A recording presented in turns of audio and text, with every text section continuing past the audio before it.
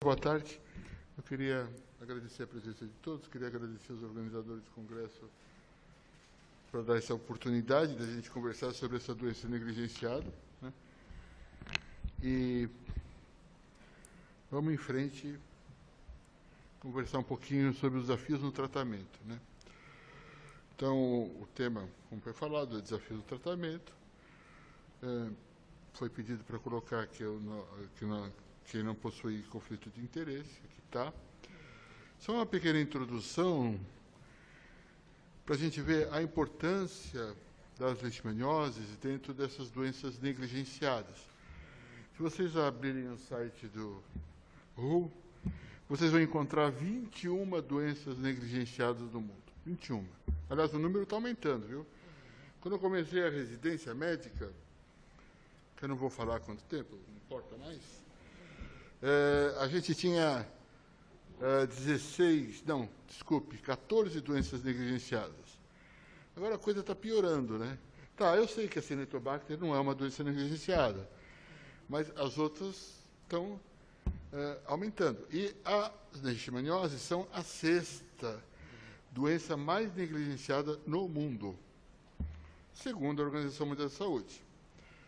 Aqui a distribuição geográfica, acho que a doutora Regina mostrou já, mas só para a gente ter uma ideia, né? De novo, aqui a gente tem 350 milhões de pessoas expostas, 2 milhões de novos casos no mundo, a grande maioria de leishmaniose cutânea. E, inacreditavelmente, mesmo contando com as leishmanioses tegumentares, a gente tem 20 a 40 mil mortes anuais. É lógico que aqui também entra a leishmaniose visceral, né?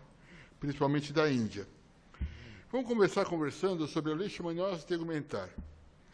Segundo o DataSUS, esse dado, o slide está um pouquinho cortado embaixo, vocês me desculpem, mas esse dado todo mundo consegue no DataWeb. No ano de 2020, a gente teve 16.052 casos de leishmaniose cutânea no Brasil. E uma coisa importante, 760 casos em 2020 foram de forma mucosa, né?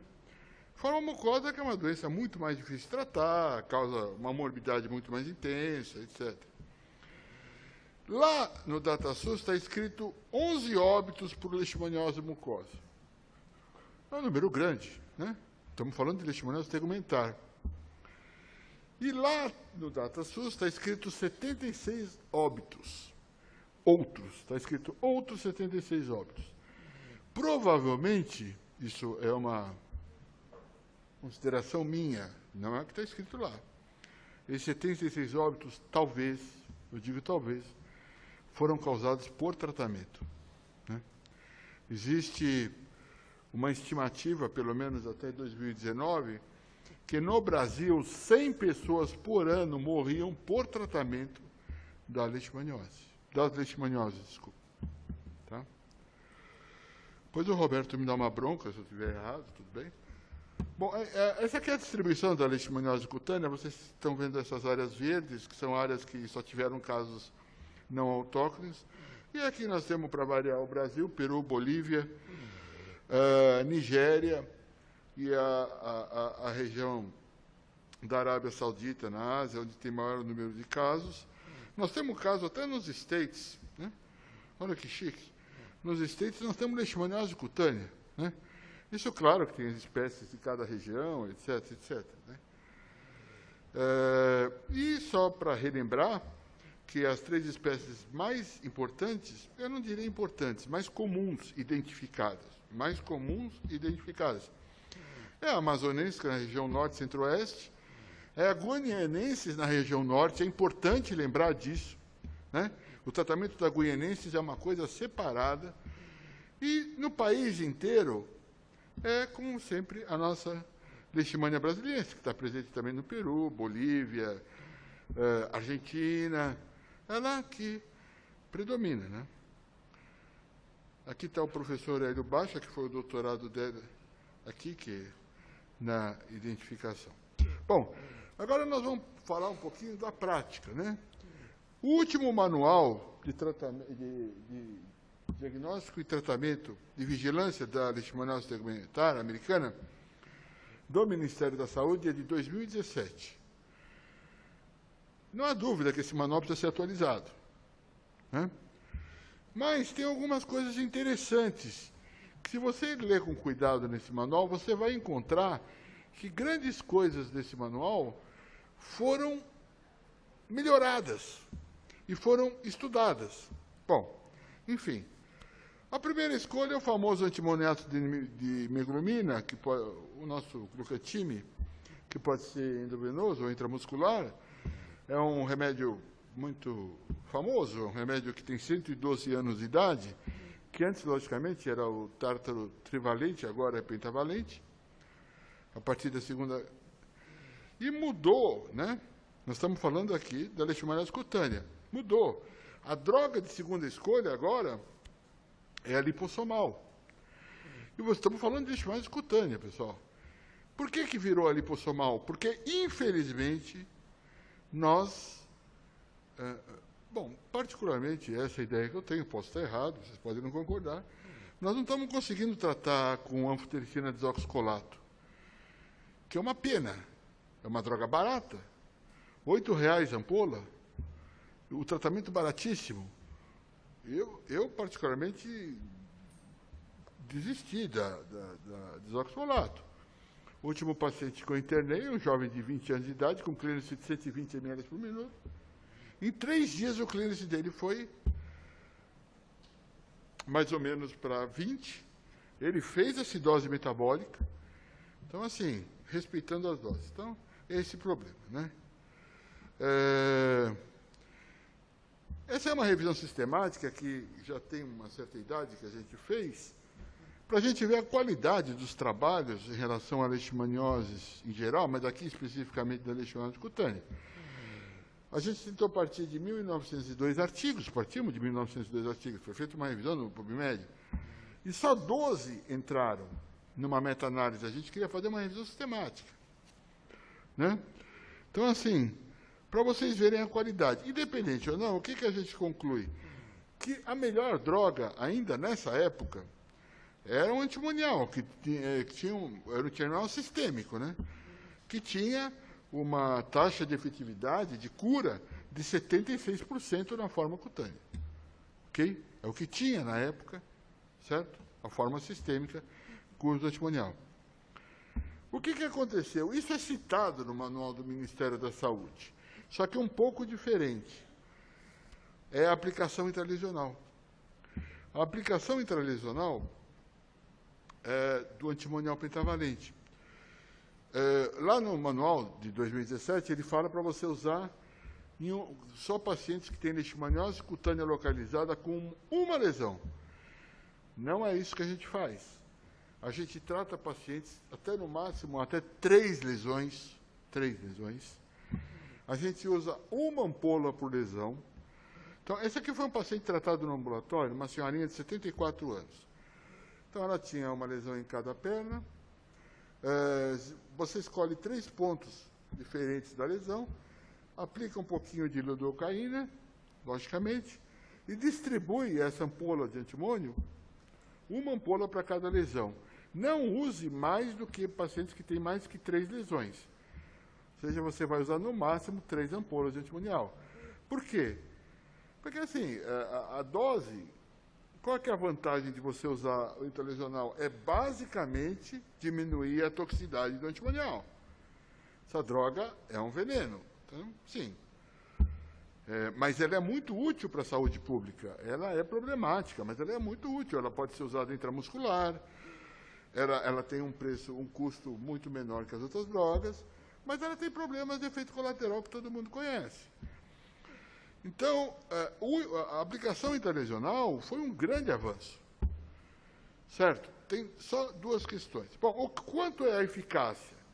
A eficácia nos trabalhos varia de 70% a 90%. Quando eu falo eficácia nos trabalhos, não acreditem em mim. Porque esses trabalhos, na grande maioria das vezes, têm problemas metodológicos, e esses trabalhos, na maioria das vezes, não têm identificação de espécie. Então, não acreditem em mim. O que eu tento é que eu fiz uma revisão, tentei aqui trazer algum dado, né? Mas eles variam de 70% a 90%. Qual que é o problema? Espécie não tem. A grande maioria dos trabalhos, algumas tem. Né? E o problema é da forma mucosa tardia. Todo mundo sabe que uma infecção de uma forma cutânea leva a posteriori, principalmente se não tratado, a forma mucosa tardia em 3 a 5% dos casos. Né? O que acontece com esses pacientes tratados intralesional e não sistêmico? Eu acho que é um pouco cedo para dizer.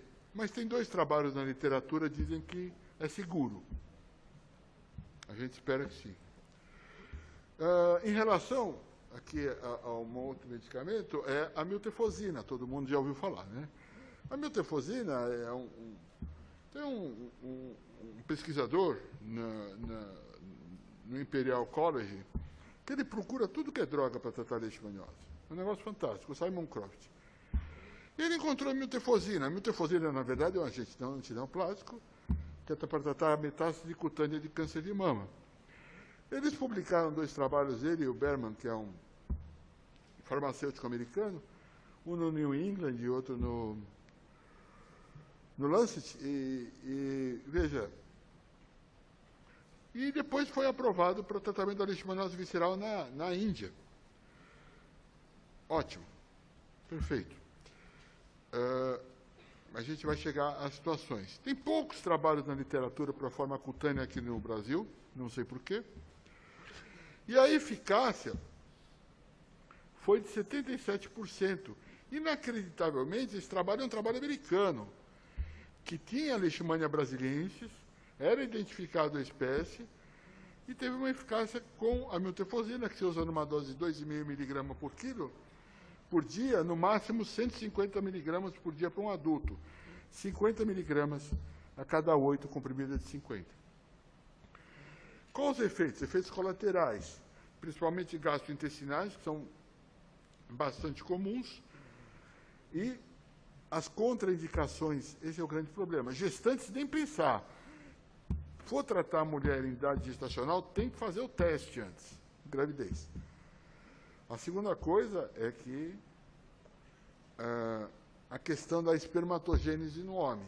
Não pode se usar em adolescente de forma alguma, leva à esterilidade, pode levar à esterilidade, e agora saíram novas indicações que não se pode usar que o adulto que usa a miltefosina tem que assinar um termo que ele está ciente que ele pode ter problema de espermatogênese.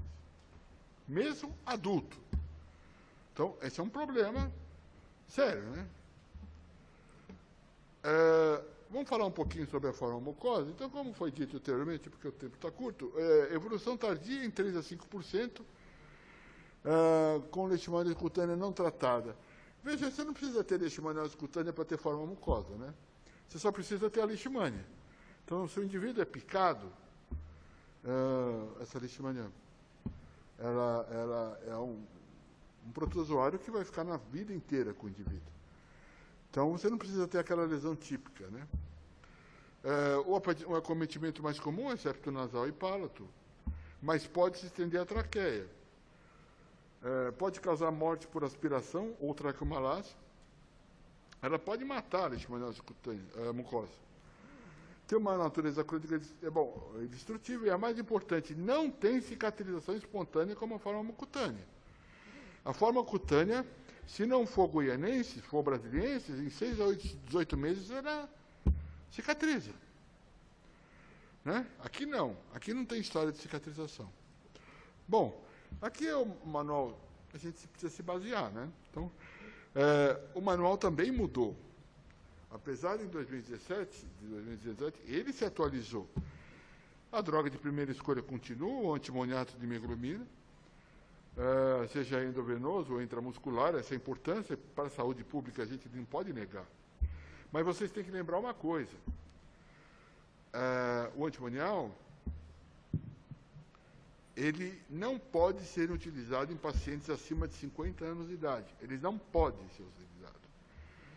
Ele é uma droga de depósito.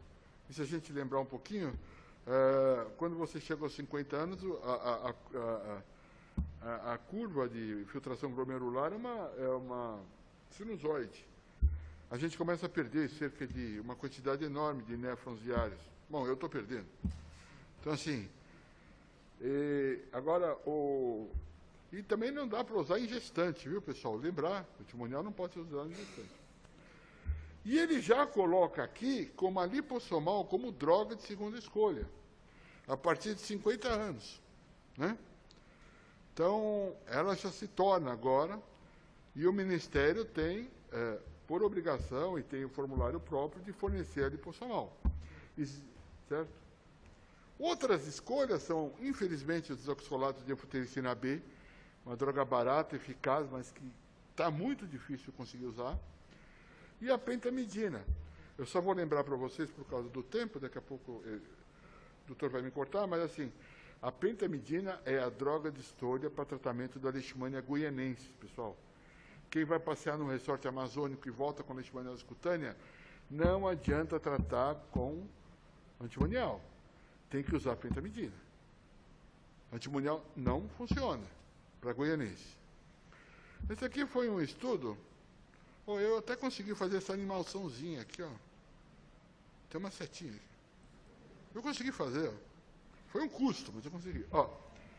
Então, assim, só para vocês terem uma ideia, isso foi um trabalho nosso, foi uma tese de doutorado, uma colega, que foi 15 anos, uma corte retrospectiva do nosso ambulatório, né? No HC.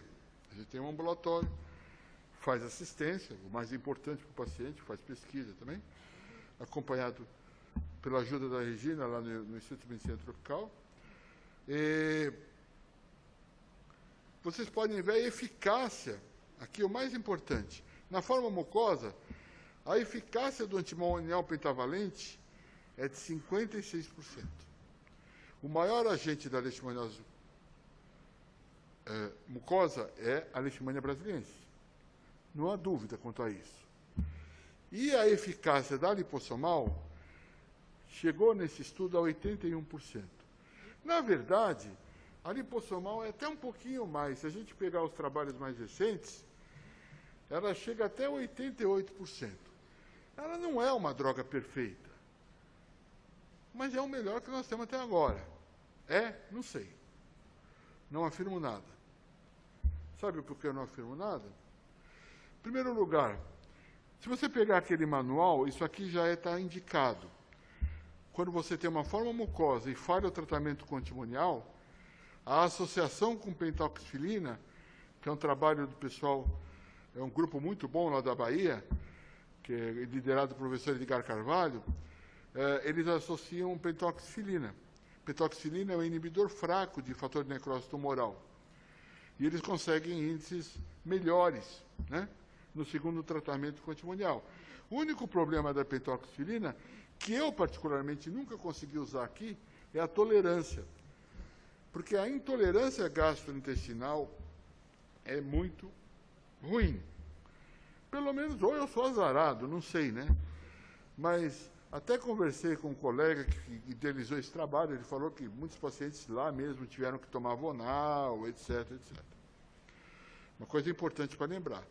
Segundo, é a anfotericina lipossomal. Ela diminui a toxicidade do tratamento, você não tem dúvida. A dose total acumulada é de 30 mg por quilo. Essa é uma dose boa para a forma mucosa. Ela é utilizada quando os antimoniais são contraindicados. Ela tem um avanço terapêutico, mas a nefrotoxicidade ela ainda é apreciável. Naquele trabalho, por exemplo, 35% dos pacientes fizeram alteração renal, mesmo com a lipossomal. Não que pararam o tratamento, aí você começa a hidratar, esperar alguns dias, começa a melhorar. Ela é a droga de escolha em pacientes HIV, imunodeprimidos, transplantados, etc., ou que usam qualquer imunossupressor. A eficácia dela nos trabalhos é de 80% a 88%. E, sem dúvida, as recidivas com ela são muito menores. Eu estou vendo o tempo ali. Até fez essa animação também. Bom, e aí tem a miltefosina, né? E aí a gente chega a uma pergunta final. Miltefosina versus anfotericina lipossomal. Isso aqui não é jogo de futebol, né? Isso é a vida. Mas o que está acontecendo? Qual é o melhor? Miltefosina é uma droga oral, ela custa cerca de $8 ao dia, tem aqueles problemas, efeitos colaterais que a gente falou. A anfotericina lipossomal também é uma droga que o custo não é barato. Parece que a miltefosina, para a leishmaniose mucosa, tem uma eficácia de cerca de 70%. Nós estamos aqui, tem vários trabalhos na Bolívia, correndo, andando, que estão sendo feitos pelo Souto, na Bolívia. Aqui no Brasil, a gente está tocando um trabalho comparando as duas. Não temos um resultado final, etc., etc., mas parece que a eficácia é semelhante entre as duas drogas. E o problema de retirada do estudo por efeito colateral também, né? É semelhante. Vamos ver. A gente precisa de estudos maiores e melhores para tirar uma conclusão disso, né? Falar um pouquinho sobre a leishmaniose visceral. Essa aqui é a distribuição mundial, que todo mundo já conhece, né? Onde o Brasil, a Índia e Bangladesh estão sempre correndo pela titularidade de número de casos da leishmaniose visceral. Habitualmente o Brasil está em segundo, vai para terceiro, vai para segundo, vai para terceiro. Em primeiro lugar é a Índia, que tem um número exorbitante de casos de leishmaniose visceral. Então, aqui são os casos, aqui no Brasil, estava até conversando com o Roberto, que no último ano, em 2020, teve uma queda significativa de casos. Mas o problema não foi a queda. O problema é que a letalidade está subindo. Eu sei, mas não vou sair. Não saio daqui nem amarrado. Então, assim, eu já vou sair, você não está brincando. Dá um minuto só. O problema é a letalidade. A letalidade está subindo, está chegando a 8%. O Ministério está se preocupando muito com isso, né? Então, o Ministério lançou o Manual de Leishmaniose Visceral Grave.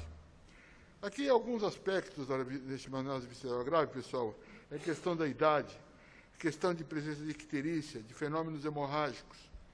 E o grande problema é da coinfecção Leishmania HIV. A coinfecção Leishmania HIV, você já conhece. Maior dificuldade de tratamento, piora a imunossupressão pelo HIV, tendência recidiva. E nesse estudo assintomático, feito pelo pessoal de Minas Gerais, da Fiocruz, eles encontraram pacientes soropositivos para HIV uma positividade de 6 a 10%. Por que 6 a 10%? Na sorologia é 10%, e a gente sabe que a sorologia é ruim para o co-infectado. Na PCR, 6%. Muito alto. Muito alto. Esse é o número de casos. Estamos chegando a 13% dos co-infectados com HIV com leishmania, né? O tratamento é anfotericina lipossomal, sem dúvida. 3 miligramas por quilo por 7 dias, esse é o esquema que se usa, ou 4 miligramas por quilo durante 5 dias. Se faz também uma coisa muito esquisita, eu não sei, eu acho estranho, que antibiótico profilaxia, você fala isso para o pessoal da CCH, eles batem em você, né? Que quando tem menos 500 neutrófilos, faz oxa e ceftriaxone. E o suporte, eu já vou sair. E o suporte é o fundamental para manter o paciente vivo na forma grave. Transfusão, hemoglobina abaixo de 100, transfusão de plaqueta abaixo de 20 mil e tentar o fator de estimulador de colônia. Tá bom? Esse aqui é o pessoal que trabalha lá no ambulatório, no coisa. Agradeço o departamento também. E aqui em memória meu pai e meu filho que veio, né? Então tá bom. Obrigado, desculpe ter corrido e